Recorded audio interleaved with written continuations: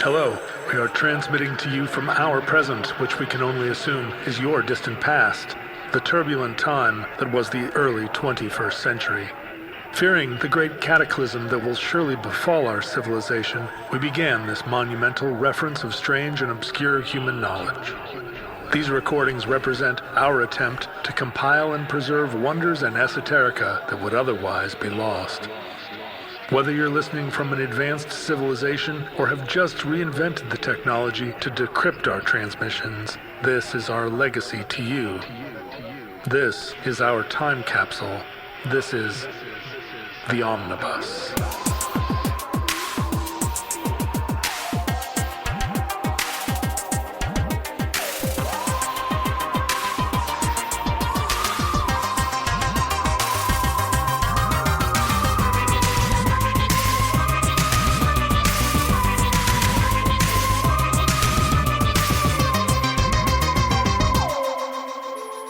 You have accessed entry 144.MA0718, certificate number 21628, the Bosnian War Camaro.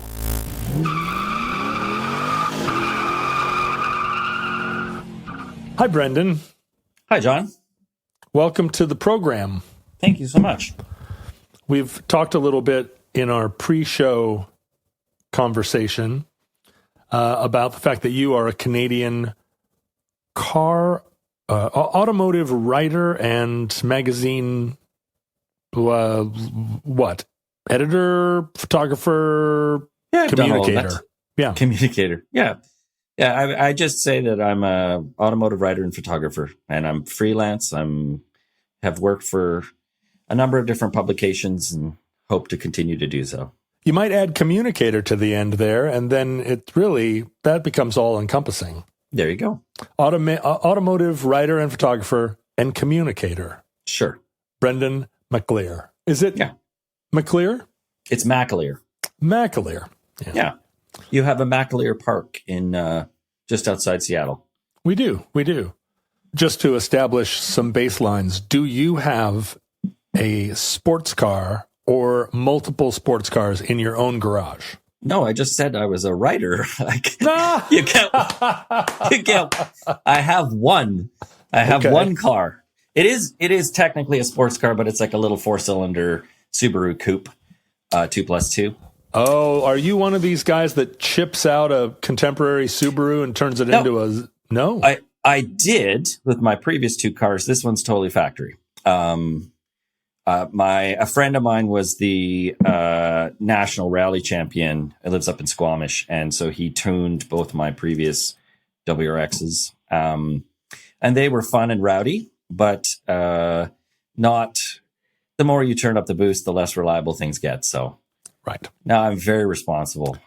Right, turn up the boost and void the warranty, I guess. Oh yeah, no, I have all my emission controls in place, and so on. Very nice. Yeah, I forgot to include the third class of classic car owner, which is the writers and musicians who can neither afford to maintain the cars nor do they have the mechanical wherewithal to keep the cars going, and so they just buy one piece of junk after another, and those things never run, and they give them away for free. You know, it's funny. I did something with Nardwar and the evaporators. No, you did not. Yeah. Wow. The evaporators have John Collins, who is the bassist for the evaporators and the New Pornographers, he has a dune buggy. And I was like, oh, that's kind of cool. I could do a story on Nardwar's dune buggy. Uh-huh. And so we went down to Neptune Records, and John showed up very glum. Did you say do? No. Do? I did not. I didn't do that to Nardwar. He did do that to me. But anyway, John showed up and was very glum because he couldn't get his. They were going to shoot a video. If anybody's interested, it was the video for Dreadlocks and Mohawks, and he couldn't get his dune buggy to start. So I went and fixed it so that they could have the. And it was a very kind of. It's a dune buggy. It's a Volkswagen with fiberglass on it. So that's it. That's a dune buggy. Yeah, there was nothing much to it, but one of those things where, not the mechanical knowledge and not the best product in the world. But he did, as far as I know, he still has it, and it's neat because it's on some album covers and things. So yeah. But you do turn wrenches. You were capable of fixing this Volkswagen. Yeah. Well, I grew up when I was a kid. My parents had a Land Rover 76. Oh, so you had to fix a car almost every day.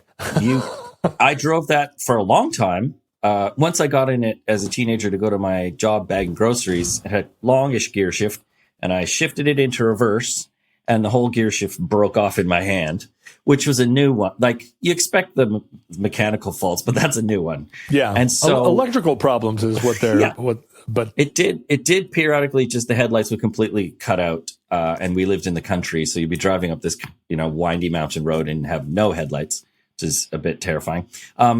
But my dad's solution was to put to file down the stub, which went into a plastic ball. So you couldn't just weld it. It would melt the plastic ball. Right. And put vice grips on it. And so we just drove it with a vice grip shifter for, I don't know, 5 or 6 years or something. And it was the greatest theft device, anti-theft device, because you just take it off. Vice grips off. Not that anybody was interested in a 70s Land Rover, but so grew up with a bit of mechanical. I don't really have the time for it as much anymore because I have kids. But when I was I rebuilt an engine in the day with hand tools and things like that. So yeah. Good. Well, you rather promised that there would not be very much automotive autism, and we're already complete lie. Okay, so I'll start by asking you this question: what do you know about the use of civilian vehicles in war zones? Well, as you know, we've talked about the Toyota truck as a fixture in war zones around the world. I've just been to Ukraine and have seen all manner of civilian vehicles kind of pressed into service there. But also, what's interesting about that war, and this is probably true of a lot of wars, is that the influx of foreign aid means that there's no uniformity of origin for a lot of the military vehicles. It's like, well, that's an American truck, and that's a German one, and that's from Spain. And, you just see like this real goulash of military equipment. But it's all military. It's not civilian. But I think of it primarily, and then there's the other side of it, right? Which is when military vehicles become civilian vehicles, Jeeps and Hummers and so forth, where, they end up kind of infiltrating the market. But I think of those as being primarily like third world situations where it's a Peugeot 604 that gets a machine gun put on the roof, and not a thing that, when you think about wars in Southeast Asia, like vehicles don't really come into play. You don't think of like the NVA having a bunch of cars. No, but it's certainly the Hilux example with the Chadian army, desert warfare. Warfare, right. And also in Ukraine, in the early going, you really would just see like a Kia Sportage or something with an anti-tank gun on it and think like, it's got to be kind of embarrassing to be the T-72 that gets taken out by a Kia. I know. You're like, well, I was built to, crush the Hungarian uprising, and now I'm getting taken out by a Kia. But so we'll roll the clock back, because this is a over 100-year tradition. The first use of cars in combat was somebody figured out that if you were flying in World War I and you got shot down, well, somebody should go get you. And so my understanding is that at the time, a lot of the pilots were actually in the Navy, Royal Navy. So you had all these Royal Navy guys, and they were officers and gentlemen as well. You had money, you bought your commission. So they were mostly driving Rolls Royces. because the Rolls-Royce at that time was, a very reliable vehicle. That was part of the appeal. And then somebody got the bright idea of mounting a machine gun on it, because then you could chase off the Germans when you got there and come home with the pilot. And this resulted in the Rolls-Royce armored car, which is, I think unusual for people to think that a Rolls-Royce would be a fighting vehicle. But I keep seeing these Lamborghini SUVs. I saw one in Warsaw, and then just the other day I saw one in San Francisco, and it's like, how there should only be 0 of these, and now I'm seeing. I 100% agree. Like, what is going on? That car is very much an Audi wearing a Lamborghini t-shirt. It really does. It looks just like that, except it's bright yellow and it's got these red calipers. It's the best-selling Lamborghini of all time, and they got to keep the lights on, so that's their excuse. Wow. In this case, the one little fact I think is cool is that the Irish Army still has one of these things. A Rolls-Royce armored car? And it is a operational military vehicle, fully operational, because it was sort of hidden for a long time by a quartermaster type. And for it to receive the funds to be worked on, it must use the firing range like once every couple of years and have a crew trained on it. So if you join the Irish Army, it would be very possible that you'd be looking at all these recruitment poster things if you drive in APCs and Bradleys and whatever else. And they're like, we need you to work on this 100-year-old Rolls Royce. And it is the one that exists. It's called Slieve na Man because it was in the Irish Civil War. So at the movie The Banshees of Inisherin, that's set during the Irish Civil War, and that violence is just outside that movie, just on the edge for tension. And there were a little over a dozen of those Rolls Royces used in a significant way in that conflict, and each of them was given names. And the one that remains is actually the one that was present at the death of Michael Collins. Oh, so wow. You can see the bullet strikes on it. So it's a real living piece of history. So were these like Rolls-Royce Phantom cars Ghosts. that were being... They were ghosts. Ghosts. And being used by wealthy people in the country, and then they had just sheet metal welded onto them? They had a turret pattern that was designed by the Royal Navy, put on them, so it looks the same. There was another car used called the Lancaster, rather. And that one actually, those drove long distances because they were used for fighting on the Russian front. The other car that features in World War I conflict is the Cadillac, because Cadillac also excellent reputation, and including in desert warfare as well too. Lawrence of Arabia used Rolls Royces in his desert campaigns, but for a long time there was a delivery service between Baghdad and the coast.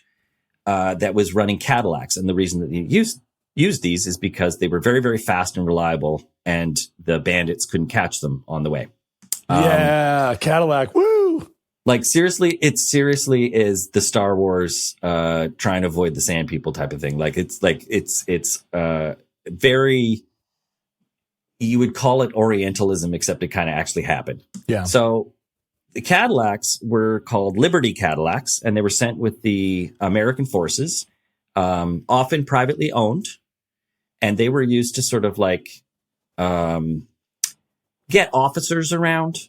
There was one used by a doctor who was very involved in morale for the troops. And all of those cars were then basically abandoned after, and the only one that is known to exist was brought back and was displayed in DC, sort of in unrestored but sympathetically restored form. So that's another piece of history. But what emerged is what happened to those cars is they all ended up in Poland, which, I mean, and were there for the rebirth of Poland, because for a long time Poland was divvied up between Russia and German Austrias. And post World War I, it established its independence and had to fight off the Soviets. And so if you go to Poland, a Cadillac is seen as like the birth of that country. Very, very cool. Important. There's like a parade, and the president had one. And yeah, so these things have all been involved. And then, of course, there's motorcycle use for motorcycle couriers. Are these? I'm looking at these Rolls Royces, and they're truly armored cars. They have a turret, like a machine gun turret. Are they precursors to the tank, or were there tanks simultaneous? It's a different kind of thing, because tanks sort of emerged as these big, they could soak up a lot of abuse. Where what the armored ghosts kind of did is mobility. It's sort of like, this is a long tradition, and they were also using cars. The Cadillacs were not armored or armored. They were just cars, and people were like, getting around is something we need to do. That was useful in World War I. It was useful in fighting the Soviets. And the Cadillacs were very significant battles. And that continued to World War II, where there's an Aston Martin that shows up in Operation Mincemeat, which is getting a corpse into the water to fool the Germans into thinking they were going to invade at an area different than, at D-Day. Sure. A great adventure story. Yeah. And there's all kinds of different uses where it's just a car. Which brings us to 1991 and the outbreak of the Bosnian War. 1991, good year for cars, bad year for Balkan politics. Yes. So I'm just going to say this real quickly. My parents are from Northern Ireland. They were there in the 70s. Oh, they were? Yeah. So when it comes to the conflict, the Bosnian War itself, I'm going to be not dipping into it very much, because it's truly horrific. I mean, among other things, the term ethnic cleansing was developed during it. Like that comes from this war. There were three sides, all kinds of bad stuff happening. I think there would be very strong opinions about it. I don't consider myself to have the depth of knowledge to discuss it in depth, only to say that, as usual, in any civil war, the civilian population suffers. Yes. And that was very much the case here. Bosnia was, if I'm not mistaken, the most ethnically diverse place in former Yugoslavia? I mean, it could be. Kind of a crossroads? Well, you basically have the situation of you have a strong man in place, Joseph Tito, who has what can only be described as resting Stalin face. Like you just look at him and you're like, oh yeah, okay. You have the demeanor of somebody who does not brook much dissent. Right. And he sort of is just keeping everything together. And then when he is gone, things just disintegrate very badly. And they sort of divide along lines that would be, going back to medieval times, except that everybody has modern weaponry. So, really, really bad stuff. And then the West is reluctant to do much about it initially, because what do? Right? Like it's difficult. I think it's worth touching on the bravery of the reporters that went in and covered this stuff. I mean, I looked back briefly through what are the photojournalists and journalists were doing, and it's you really had to be really brave to cover this stuff. There's a lot of unfortunate parallels between reporters who are working in war zones right now, where it's really dangerous. So just a really dangerous, chaotic. Who's the good guys? No one, right? was talking to a friend the other day that I don't see that often, and she was describing the fact that she kind of finally felt like she needed therapy. And it wasn't, anything devastating that had happened. It was just that her job never ends.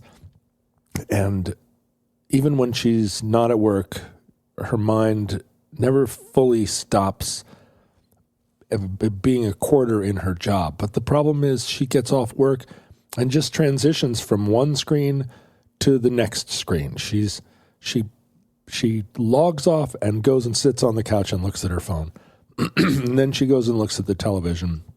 And then she lays in bed and looks at her phone and goes to sleep and wakes up the next day. And over the course of months, she's just lost, in some ways, like lost a grounding, lost even a footing in the world. She doesn't know what she's doing, and it feels like a spiral. And it's not, it's not like the worst situation you could be in, but she can't get out of it herself. It's a problem she isn't able to solve. I completely understood, and I wasn't really able to help her either. But I was very glad to be able to recommend Rula to her. Rula is a service that helps you find a therapist. And if you've ever tried to find a therapist, you know that it's kind of crazy that in the moment that you need a therapist, that is the last moment you're going to be prepared to go through all the rigmarole of finding a therapist. It's and this has always been the thing that thwarts me, right? Like, you go look for a therapist, and 9 out of 10 of them aren't accepting new patients. The ones that are, their first appointment is months out. I mean, this is not what you want in a mental health crisis. And Rula is a service that matches you online with a licensed therapist that's in your insurance network, and the copays are low. It gets you like matched with somebody that's really actually kind of matched with what you need, and it makes it happen. Boom, boom, boom. So I was, obviously Rula sponsors the program, but it was so good to have right on hand, like a suggestion. Oh, this is here is a path that is not this frustrating slog of, and for most of us, sitting and thinking, I need a therapist, and then saying, but I can't find one or afford one. So I recommend to her, and if this matches at all with you, I recommend that you go to rula.com, RULA.com/omnibus, and look into getting some quality therapy that will be covered by insurance. They have in-network care for most insurance plans, so it's not like this death slog of looking for stuff that you can't afford. So rula.com, RULA.com/omnibus. And if you do get some help this way, I would love to hear about it. I'm always interested in people's therapy journeys. So rula.com/omnibus. Good luck, and I really am rooting for my friend too. There were definitely people witnessing something terrible happening and feeling that it was important to witness it, which and to tell the world, and that I think is a calling of journalism. And there were also people who did something about it, which brings us to the subject of our omnibus today. Now, the titles come out, so everybody is kind of already know what's happening. But were you to have to be either a cub reporter in 1991 Bosnia or travel through Ukraine now, what vehicle would you most not pick to do that? Yeah, I'm trying to think if there's a car. Well, first of all, I'm trying to think if there is a use case for the Camaro full stop. Now that there are no more drive-ins, there are no more strips, nobody cruises the strip anymore. It seemed like the Camaro was built exclusively to cruise the strip in American towns, mid-sized American towns where there was nothing to do on a Friday night but drive up and down the main street and peel out at stoplights. And partly that opinion is borne up by the fact that they stopped making the Camaro. Wait. They stopped making the Trans Am, right? They still make a Camaro. So the Camaro is on hiatus but coming back. Okay. It was a reaction to the success of the Mustang. And yes. I think it's good that it's coming back because the Mustang is worse when it's not around to have that rivalry, Yeah. It's a superior car in some ways and a much worse car. In some ways. The previous generation one drove better than the Mustang, but also the packaging was like, it was like driving around in a pillbox. It was very hard to see out of it, right? It was just styled. It was styled. Yeah. So, but when you say what kind of vehicle would I like if I were a cub reporter in a war zone? You would want something that had 4-wheel drive and was compact, kind of like a Toyota Land Cruiser or a Jeep. But you would not want a rear engine or a rear drive, front engined, low 2-door, like overpowered sports car. At all. No, you'd want to like a 70 series Land Cruiser, which are still built new because they're used in the mining industry because they're so tough. You can buy one in Australia because, and drive it around the outback and you'd be fine. Mm-hmm. Which brings us to this, like I said, the subject of our story today, Helge Meyer. So I don't know exactly how old Helge is. However, I do know that he entered the Danish army in 1966 as a special forces soldier. Oh, it's a boy. His name is Helge. His name is Helge, and he is a Jaeger Corps. So he is basically Delta Force, but Danish. Mm-hmm. To the point that he was training in the mid-'70s with the Green Berets. And he would do these really, really grueling marches that he ran. So he was working with, NATO forces. He seems to have done something in the Gulf War. Mm-hmm. Something spooky, something French Foreign Legion-y. Maybe something special forces-y. So he was a tough dude, right? Plausible deniability. Yeah, but a very capable person. So in 1991, that would make him like maybe late 40s, maybe early 50s, something along those lines. Mm-hmm. And at that time, he's retired. Before he retired, he had trained. You had trained as a special forces soldier, but he had also done some specific training, including anti-terrorist stuff, so security. Yeah. And while he was had been established as that, he'd been hired to help be one of the guards, possibly running some guard service at the Rheinland Air Force Base in Germany. Mm-hmm. So that's a U.S. Air Force base. So he would be known to U.S. Army and Air Force. Basically, he would be a known person. They'd be like, "Oh, that's tough old Helge, who's like a nightmare when you're having to go train with him because he's hard as nails, right?" Right. He's got security clearance too. Everybody knows who he is. He's just like, there's a movie out with the guy from Reacher where he fights like a robot and he's like outrunning everybody and everyone's tagging behind him and he's like, "Oh, that's we got to keep up with the tough guy. Anyway, so there's that. However, by the time the Bosnian War breaks out, he is a security guard at a newspaper news office. Mm-hmm. So he's sort of like he's moved into civilian life. He's married. He has a couple of kids, and he's living in Germany. Possibly his wife is German. They live in Jutland, I think, North Jutland, so northern Germany, and he's a very religious person.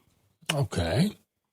And he sees what's happening in Bosnia, and he is outraged, and he thinks somebody should do something about it.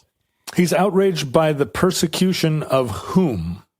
He's not outraged by the persecution. He is outraged by watching children of any of the Bosniaks or Serbs or Croatians, like any of them, being just caught in the crossfire because he has,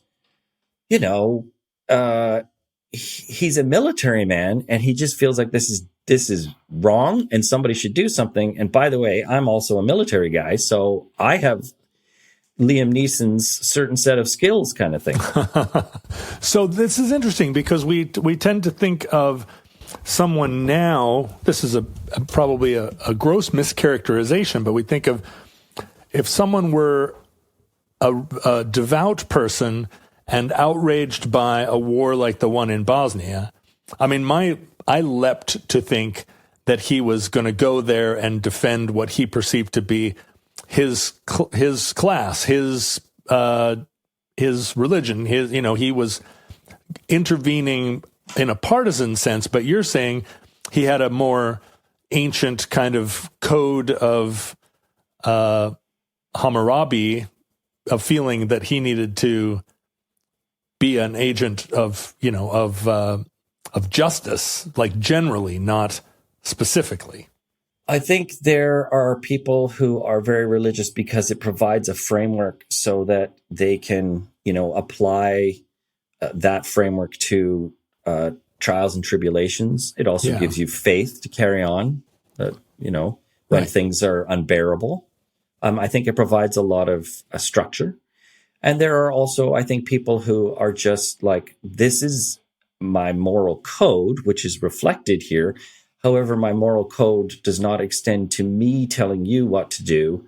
It's I can't remember the scripture, but there's, worry about the plank in your own eye before worrying about the mote of sawdust in mine. This sort of like, it is intensely turned on itself. So he deeply believes these things, but he's not out there to proselytize or to pick a side. Right. He is effectively taking the side of the innocent. Right. The humanitarian. Yeah. And did you just say that you also are a veteran? No. No. Okay. All right. Good. No, nothing like that. No. I had mentioned only the Northern Ireland thing because when I was a kid, we would go there very frequently in the early 80s and stuff. And so it was always kind of like, you grew up in Canada and everything's low key and we're, watching Mr. Dress Up and Sesame Street. And then you go to Northern Ireland and you have to go through checkpoints to get everywhere. And there's soldiers everywhere. And it's kind of like, what? This is unusual. But I also mentioned it to be like, my parents, when they came here, would be close friends with people who were Protestant or Catholic. It didn't really matter because you were from the same part of the world. So you could talk about, the places that you'd been and the people that you knew and have a familiarity. And you could also understand each other because it's quite a thick accent. So there's sort of like a decompression of that. And I mentioned that in terms of the Balkans, in that, people are just people, and these pressures are placed on them in that area. And it's not a good or a bad. There's not a good and there's not an evil. There's just trying to survive. So you have somebody who wants to do something and has the training to do it. And he happens to own a 1979 Chevrolet Camaro. He also happens to know all these people at this military base. So Helga goes to them and says, I would like to raise some funds and send some supplies to these people, because what's currently happening is the UN is sending in supplies in these white painted trucks, and they are just getting hijacked left, right, and center because they're big, fat, slow moving targets, and the aid is not getting to the civilians. And eventually, at some point, it kind of feels like the UN stops sending trucks because it's just futile. So the Camaro is, from what I can tell, is something he already had.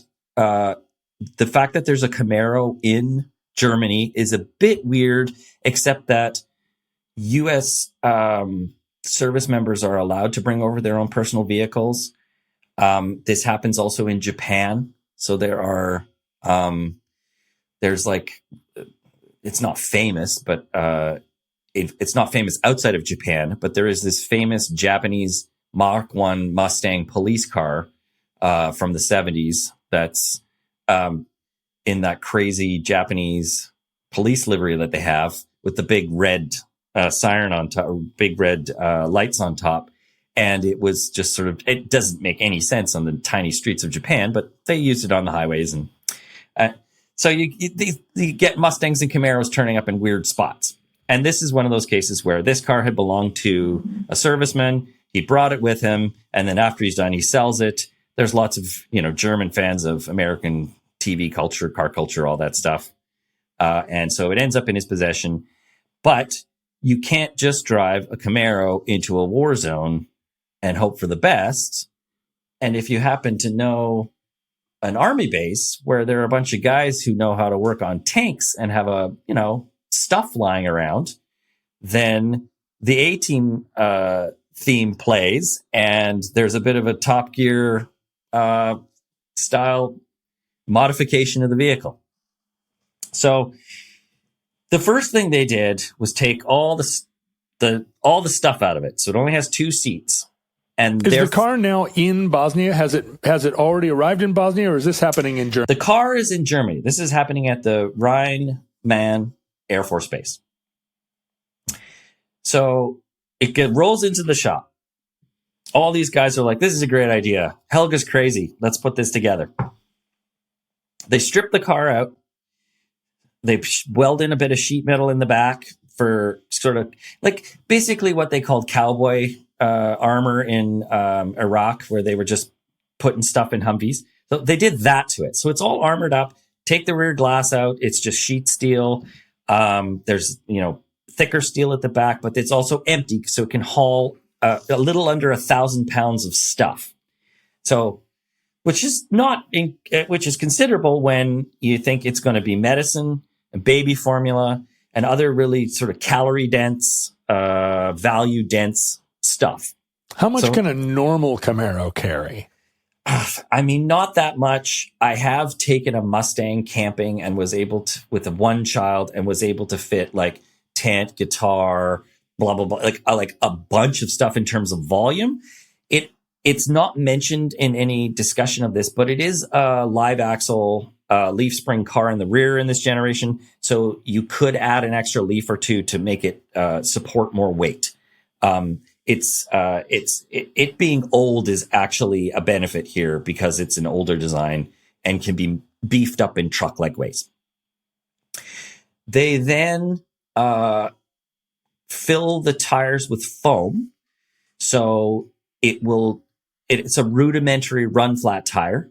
Modern run flats just have really stiff sidewalls. This is sort of like the foam stuff you could get the tire shot out, and you could still get away to a safe distance and then put a spare. And it had 2 spares. And then they paint the car.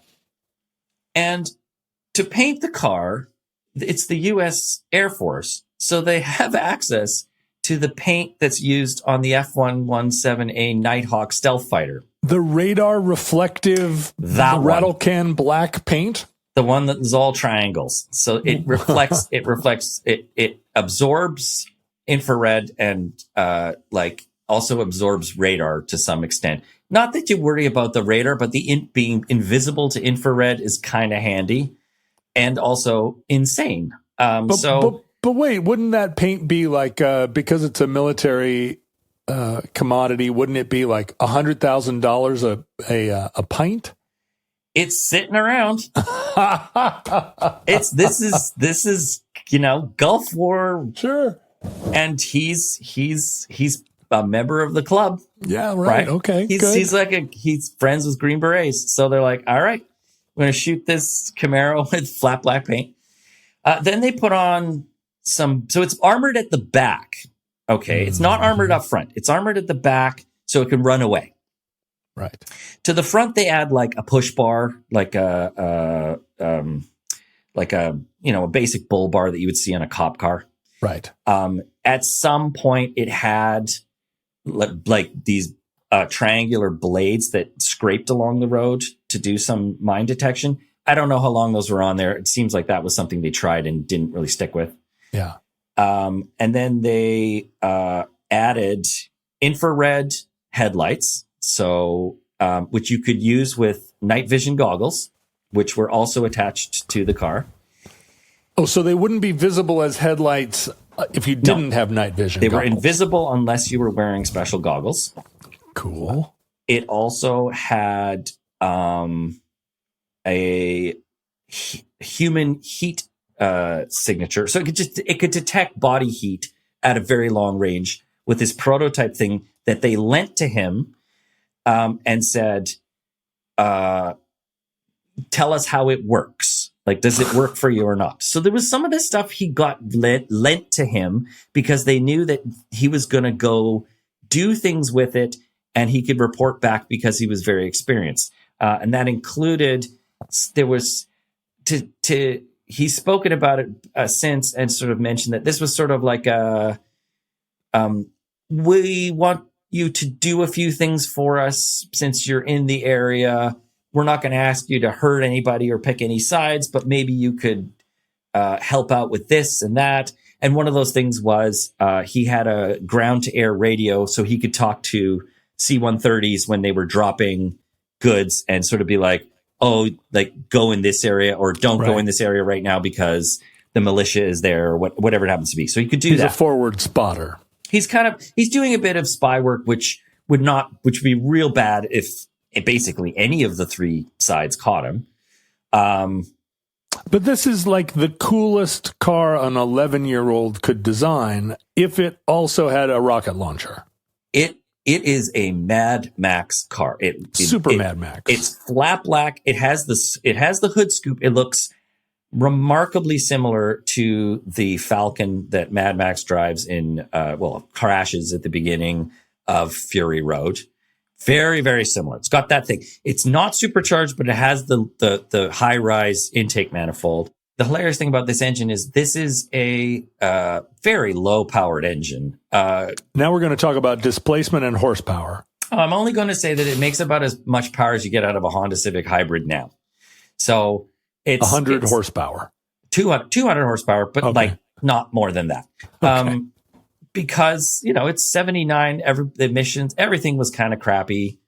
Now they tune it a little bit to get up to like 220 or something, but it's not a race car. What the Camaro had was a very straight 200 shot of nitrous. So if he hit the button, he had 13 seconds where the car had 400 horsepower, which is enough to run away from anything you're going to find in Bosnia in that era, right? Like that's a lot of power. It's not a crazy amount of power now. It's what you get out of like a factory Mustang, V8 Mustang, but it was a lot then. Right. And you can only use it for a certain amount of time. It's like a getaway boost and go.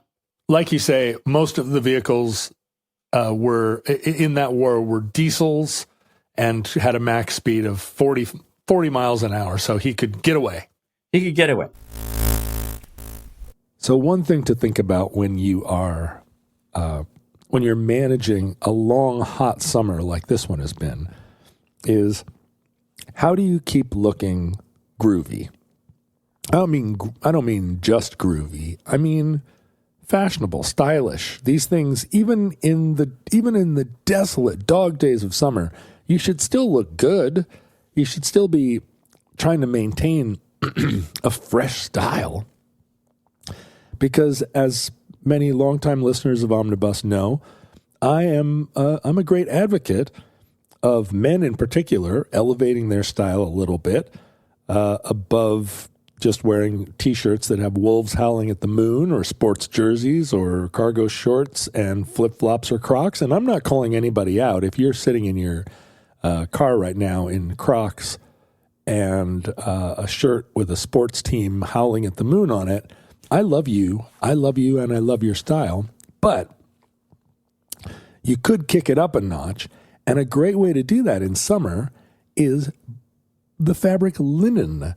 Linen is a sophisticated fabric. It communicates a very European feel. And a lot of people kind of don't understand exactly how to incorporate linen. Linen tends to be, it's more breathable. It's looser tailoring. But you could recognize linen across the room, right? It communicates chicness. It communicates. In a way, it is the quintessential summertime fabric, and I am fortunate enough to be able to recommend Quince, Quince, Quince. They're doing an incredible job with their linen line of direct to consumer men's fashion. It's it's very affordable, but the level of quality is really high. They use 100% European linen. They're making pants and shirts, the whole T-shirts, every component of a well-dressed man's wardrobe.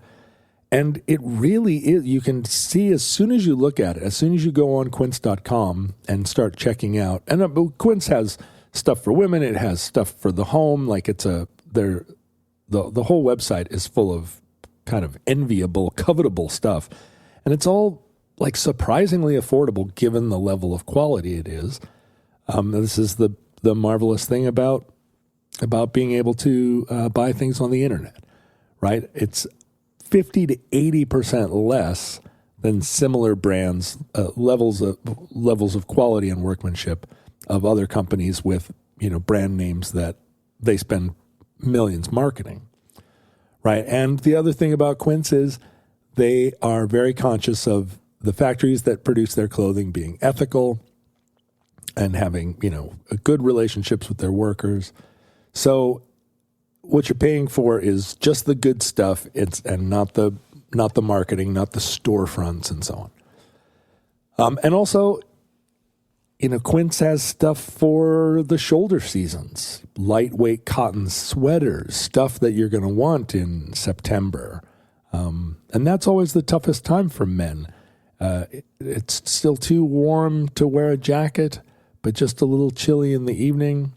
Anyway, I think Quince is hot stuff. And if you're looking to just even get one statement piece, this would be a great place to start.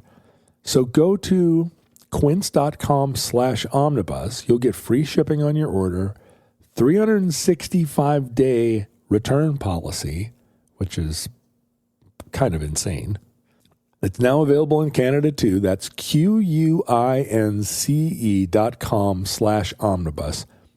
Free shipping, 365-day returns, quince.com/omnibus. And by the way,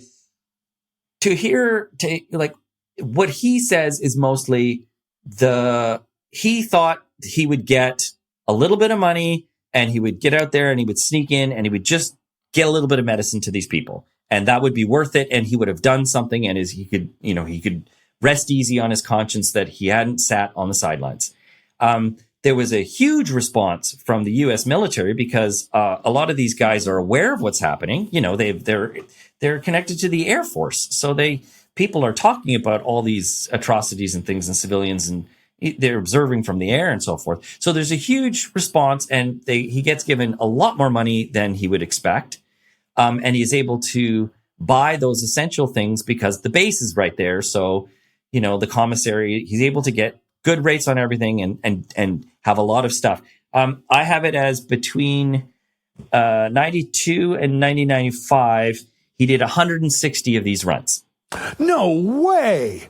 Yeah. I thought you were going to say he drove this into Bosnia and it immediately exploded, and that was the last we ever saw of it. But you're saying this was a successful venture. This was a hugely successful venture. First of all, there's something that Special Forces people call the survivability onion. And it's sort of like, I actually have it here, I think. They talk about it, any kind of military thing. It's don't be there. So like observe with the drone. Don't be detected, stealth. Don't be targeted, again, stealth, or just, you know, be maneuverable. Don't be hit, chaff, you know, dodging, hiding, that kind of stuff. Don't be penetrated, which is like don't have armor. And then don't be killed, which is like being able to have some kind of first aid and so forth with you to when you get away. So the Camaro surprisingly fits several of the first things because none of the combatants are expecting a Camaro to show up, let alone one that's like stealth fighter black. So people are just kind of like, they're just not seeing it because it's such a weird thing. So he's just kind of scooting through town and someone's like, okay, that's not recognizably a combatant that I'm looking for. It's not a Jeep. It's not a military vehicle. He's running at night all the time.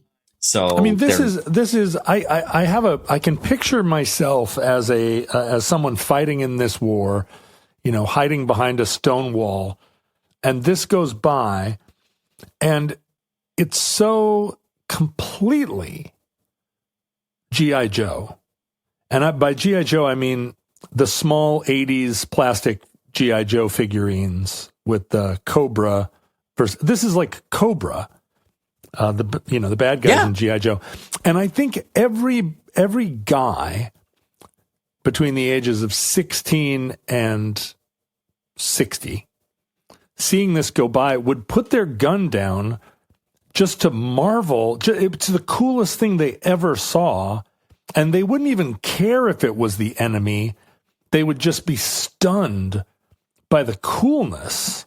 And no one would want to shoot at it. No one wants to be because clearly these are the good guys, whoever they are. To have a vehicle like this, they couldn't possibly be the bad guys. These are the coolest guys in this war, and it doesn't even matter if they're my enemy.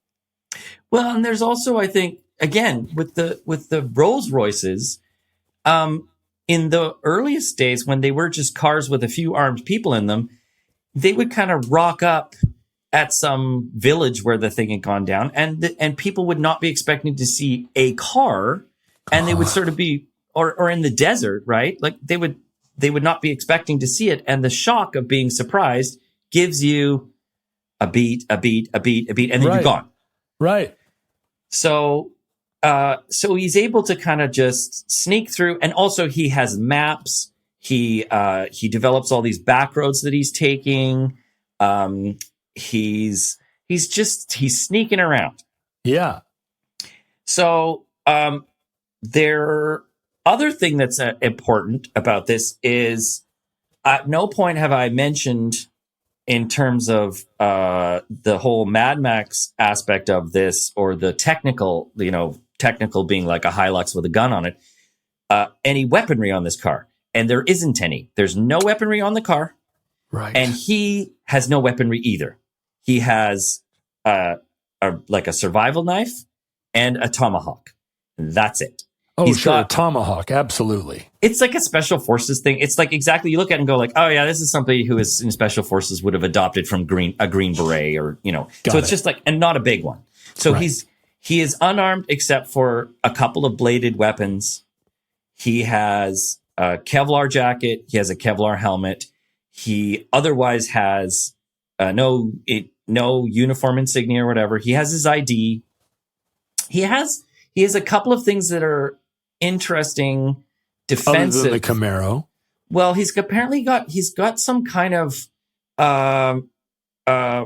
badge that can detect infrared, like a laser. Now, the idea being like that, there's lots of snipers everywhere. So it's sort of would it beeps or does something if you're being targeted by somebody who has some kind of sight. So you know to move and do whatever. So he's got a few little interesting things like that. But what he also has with him is his family Bible. And this thing's like a foot thick. It's huge. It's the size of like a modern shoebox. It's sitting on the transmission tunnel. Because like I said, this is a very, really religious person. And so he's got all this art. He's got a lightly armored car, but what he thinks the real protection is that he's on a mission from God, which would normally be a Dodge Monaco, but it's a Camaro in this case. Right. It's got a cop motor. It's got cop brakes, all that stuff. So, but this is a religious war. In partly the war in the former Yugoslavia was a religious conflict, although that's only a small component of it. So the Bible would be maybe not as divisive as a rocket launcher, but it would have political element. He also has a Quran. So but the Bible is his Bible. The Quran is sort of like which one are you guys again? Okay, it's tactical. He says that everybody hated him. Like they all, he's not on anyone's side. So that means, at least for the combatants, he's on the wrong side because he's not on their side. Right. So he's got to avoid all these people. There's one story he says of where he gets, not captured, but somebody holds him at gunpoint in the Camaro. And he, with a pickup truck in front, pickup truck behind, they're going back to the lair of, if this is a movie, and he says he punches out like a punch, just does this is Schwarzenegger stuff, just decks the guy and then flips all the lights off on the car, whips a U-turn, hits the nitrous and runs, and they don't catch him. And then he dumps the guy out in a ditch somewhere unconscious and continues on his thing. There doesn't seem to be a lot of pursuit. It seems to be more, just being real sneaky and people not expecting you to be there. Like, what? This is crazy. I feel like I'm getting visited by a UFO. So he gets through the entire war. How many missions again? So it's 160 during wartime. Let me just see if I'm missing anything else. There's also, a couple other things I found out about the car. The car has can generate smoke underneath the hood. So it looks like it's been damaged.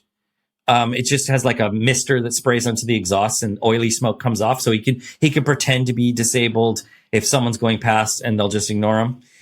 It also, what a weird, anti-James Bond thing to think of. It's not like you change your license plate or you send a smoke screen up to get away. You send a smoke screen up to look broken. Yeah. I think that's just as smart as anything I've ever heard. Yeah. It's ingenious, I think, too, in that it's like a maybe built from a windshield washer out of a Volkswagen or something. Just clever little things. The car, while he's doing this, he does have some kind of stereo in this car. And on that stereo, he is, this was something that came up when we were talking about the title of this thing. He is listening to the music of Ennio Morricone. Oh, yeah. And Ennio Morricone, the composer behind spaghetti westerns. So that harmonica sound. And they can also play this outside the car. I don't know why you would want to do that. but because it's the flight of the Valkyries in Apocalypse Now. It's just bananas. So 160 of these runs, critical aid to civilians. He's mostly going to specific points. Like he's going to hospitals, orphanages, particular refugee camps, and dropping things off repeatedly. So he finds a routine, and his route is, let's see, how long does it take him? Each route is 1,500 miles or something. So he's skirting down. Croatia is sort of like takes all the coastline when it fractures. So he's skirting down the coastline and then basically going straight in, kind of back roads into the middle there, and then finding these places to drop these things off, and keep people supplied. This guy is an adrenaline junkie of the absolute top order. And there is also the aspect of it of he's married and has 2 children at the time, and he's not telling his family where he's going. So they're always worried. The boss at he's still technically employed by this news agency. It's just like, oh yeah, they're working on some kind of project together, and while he's making these overnight crazy runs. So that's like a level of added bananas to the whole thing. And then once the war, once there's a ceasefire, UN, does a lot of strategic bombing and is able to get people to the peace talks. He continues to do runs for a further decade until 2005. No, he does not. Yes, he does. This is just what he does on the weekends. He goes and tear asses around Bosnia in a modified Camaro. So the Camaro he stops using the Camaro in 2005. My understanding is that he's still involved in getting aid there, but it's no longer it's no longer reasonable. Not that it was ever, but it's no longer reasonable to use a Camaro. He's in his 70s now? He's in his 70s, yeah. So I'm not sure what he's physically doing now, whether he's completely retired from it. But he did not stop in 1995. He continued for another decade to bring stuff in. And some of those we've been talking about, like during the war, medical supplies and baby formula and essential, like super essential stuff. But he is Danish. So, and he is specifically trying to help children, which means it's chocolate. He's bringing in tons of chocolate. Lego. Yes. And I mean, to be honest, I cannot believe there is not a Lego set of this car yet, because it's like, it really should be. It should be the next thing on that ideas thing that Lego does, because it's amazing. So he's Johnny Lego Seed. Just imagine that you are 10 and you have been born during a time of great upheaval. Like maybe your dad's not around. You're in an orphanage, because both parents aren't around, and you hear this V8 rumble and this slow rolling through your wrecked town. Flat black Camaro rolls up, and this guy gets out, not in a military uniform, because he would never wear his military uniform. He wouldn't wear any fatigues or anything around the kids, because he knew if they've been exposed to somebody who's wearing this gear, that person that's been traumatic for them. So I'm just in full civilian clothes. This guy gets out and starts handing you Lego set, or starts giving out Lego sets because it's around, I don't know, it's around Christmas or something. Like, it's like halfway between Mad Max and Santa Claus. And, the fact that he continued to do it, the fact that he did it in the first place, I think the decade afterward elevates it from adrenaline junkie to just somebody who cannot but help his humanity be affected by what's going on, and sees a need and is just like, I'm gonna do something about it. yeah, he continued. Continued to do that until 2005. The Camaro was at some point painted orange. However, it is, as far as I know, black again. He takes it to car shows and things like that. And there seems to be the hint that a movie might happen at some point. Like, he's talked with several people, and it just hasn't happened because that's the way Hollywood works. But I mean, it's the kind of story where you wonder, why are we getting another reboot of Escape from New York? Who cares, when you could have this actual thing happening? Now, and I wanted to, before we went on, there is one thing that I will read. This is something that almost everybody does, because he wrote a book. So according to him, it was the chaplain at the Air Force Base that dubbed him God's Rambo. God's Rambo. Because he's Rambo. Yeah. He's like Rambo 1, right? First Rambo movie, which is like morally defensible. Where he's super skilled. He's not killing people. He's doing good. And he's very motivated by, religious fervor. And he's written a book called God's Rambo. It is not available in English. It is only in German, and then translation to Danish. Okay. So not even really, it can't even be read by Bosnian children. No. And it's available, but I would also add that in any interview he's given, he has always said, like, oh, and by the way, I'm telling you my story, but let's not get confused about me thinking that I'm this big hero guy. Like, anytime someone's like, well, what you did was heroic, he usually like steps in and he's like, no. It's like, I'm not a hero. I just did something because it had to get done. So he's pretty, he's obviously proud of what he's done, but doesn't want it to be misconstrued that he's like vain about it or something. And so he still owns the Camaro. Still has the Camaro. And it's in Denmark? It's in Germany. It's in Germany. Oh, he lives in Germany.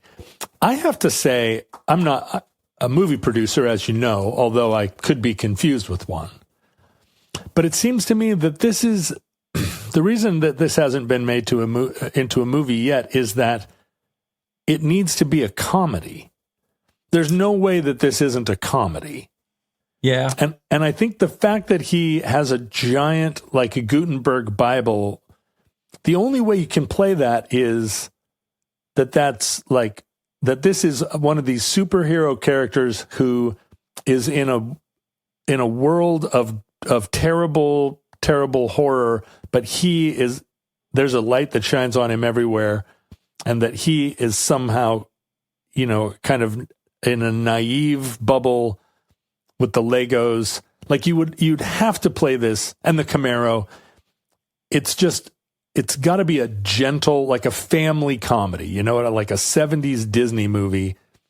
And the people that would want to make this movie are trying to make it as a like Rambo.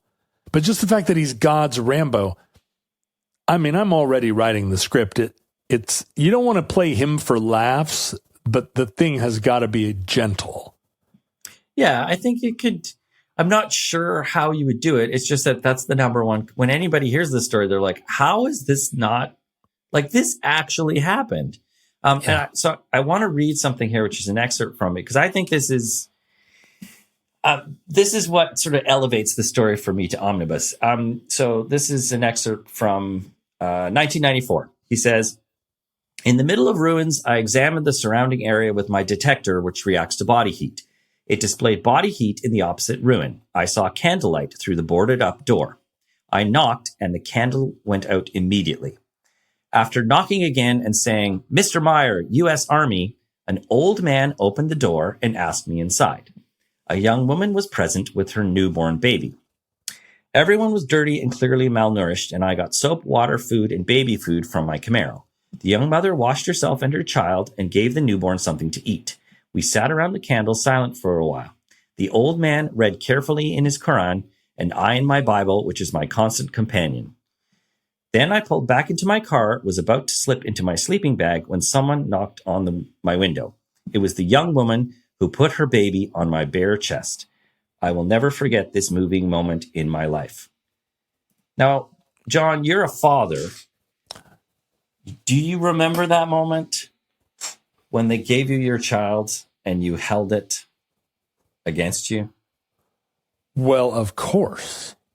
I mean, that is some hominid level elemental stuff right there. Well, especially if you have what they call skin on skin contact. If you are given a naked baby and you put that naked baby on your skin, it's a real bonding moment. It's a heavy, heavy moment. And yeah, it's super heavy. And also, like, this is what it means to be a human being. And I mean, all the funniness about it, the comedy elements of like driving a Camaro around and it being Mad Max, or it's cool, or it's G.I. Joe. And that, I think, goes right to the core of like, this is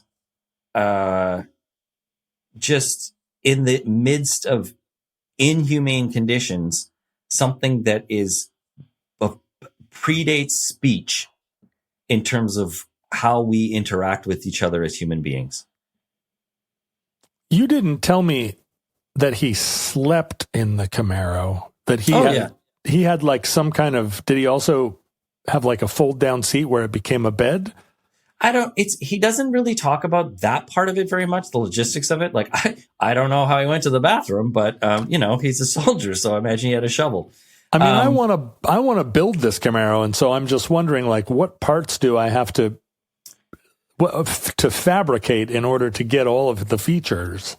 Well, I think that part that I just read was the part that I was kind of like, this car sounds really cool, and there's a movie car thing where you look at the time machine DeLorean and you look at all the details. Or I have some people I know out here who own the Wayne's World Pacer.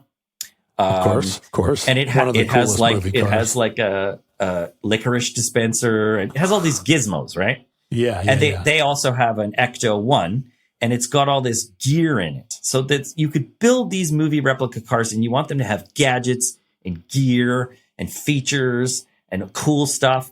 And I'm like, it's not that the car doesn't matter at all, but it elevates the story to be like, I'm going to pay attention to this story because it's so odd that it's a Camaro. But the story is also just like a man saw something happening and was like, I'm going to do something. And he did so in a very unusual way, but he did. And I think that is, action is the antidote to despair. And when things seem crazy, the old Mr. Rogers thing of look for the helpers. I mean, there it is right there. There it is right there. In an increasingly partisan world, his nonpartisanship is another thing that it kind of almost feels like it harkens back to a time when you could just go and try and be helpful to all the people that are innocent or not involved at all, without being part of any multinational organization, without having, it didn't even sound like, as a special forces guy, that he necessarily had an anti-war agenda. He just was like, we need to get formula to all these naked Bosnian babies, and I'll take the hugs where I can. That right there seems like it could almost be a doctrine. Yeah. Just like, I can't sit by and do nothing. And I also, and maybe, and the sense of like, well, I'm never going to be able to figure this out, in terms of which side needs my help. I just see footage of people suffering, and I'm going to go in and alleviate that suffering in the best way I know how. So did he ever take fire? Did he ever come under fire? Yeah. So his helmet has like a hole in it, from when. Now, I've read up on this because, of course, there are forums which will tell you exactly everything you want to know about the type of gear he had, and there is no way his protective gear would have stopped somebody shooting him with a rifle. It just would have gone through. Like it was sort of like pistol caliber. It could shrug off, but not. So it's likely a deflection. Could have been shot through glanced off something else around him or through the steel of the car. But he did have a bullet lodged in his helmet. And he did say that like he was constantly getting shot at just from far away, or, there was always shooting going on. So again, very, very dangerous, a little bit of sheer luck, or maybe he was right and the Bible was like a force field, And that concludes the Bosnian War Camaro, entry 144.MA0718, certificate number 21628 in the omnibus. Futurelings, one of the things that makes this marvelous is that there's no social media component to this story whatsoever. It happened before social media. Can you imagine how much worse this would be if he was posting Instagram reels every day of his humanitarian efforts? I actually can see a world in which the social media posts about this would have been kind of cool. Maybe this would have been the one cool thing about a Twitter era Bosnian war. But now we know that social media produces almost nothing of value except for where futurelings congregate on the internet, on Facebook, Reddit, Discord. Brendan, do you ever go on futureling-oriented social media? I like the Facebook page. It's pretty cool. It's good, right? Get some Angine de Poitrine on there, and it's good stuff. I was talking to my brother about Angine de Poitrine yesterday, and he said, "Oh my God, I love that band so much." And my daughter just about died because she thought I was the only one in the world that was forcing her to listen to it. Math rock, dude. I'll tell you what. You can actually watch this show that we just did. It's not quite as dynamic as an Angine de Poitrine concert, but pretty fun to watch. Brendan, you suggested that your cat might make like some kind of trouble for us, but the cat was only here at the beginning and then sauntered off, and it's just been the two of us. Yeah, my kid came home and so has obtained the cat. Right. But you can watch this show at youtube.com/The Omnibus Project. You can go to omnibusproject.com/submit and propose your own show. How long did the process between your proposing this show and recording it? How long was that? It was quite a while. Yeah. But here we are, and it happened, and here we are. And I knew immediately as soon as you guys announced what you're going to do, I was like, oh well, I got one. Let's see, because this is ridiculous. And sure enough, Grant was tickled by it, and here we are. I feel like Grant, the manager in the early days of Omnibus 2.0, kind of felt a personal mandate not to pick shows where there was an Eastern European hot rod war story being told by a Scots-Irish middle-aged Canadian. I feel like it just ticked all the boxes where he was like, I just feel like that's just too right down the middle. But now we've established the new show, and he's like, okay, we can bring in some ringers to the list. Yeah, for sure. Also, get the beard. You've taken off your beard, and I have mine, so our beard ratio is good. Yeah, you're propping up the beard ratio for the show. Yeah. What was it disorienting when you saw me for the first time without the beard? No, because I listened to the most recent podcast where Ken revealed that you were and Smooth Man. Yeah. I'm not even sure how he feels about it. He kind of gave me the one raised eyebrow. Yeah. But that's omnibusproject.com/submit. You can send us email at theomnibusproject.com. You can send us physical mail, care of the Omnibus Project, to 609 Southwest 150th Street, number 48084, Burien, Washington, 98166-9998. And then, last but not least, you can support the show yourself by joining our Patreon at patreon.com/omnibus project. There's a lot of other material there, as well as, in this case, over half an hour of Brendan and me talking about cars. And he basically tells an entire omnibus story in our entrance, or in our entry, completely different omnibus story, completely a story that could have been his episode, but condensed into half an hour. And you can access that by going to patreon.com/omnibus project and joining our merry band.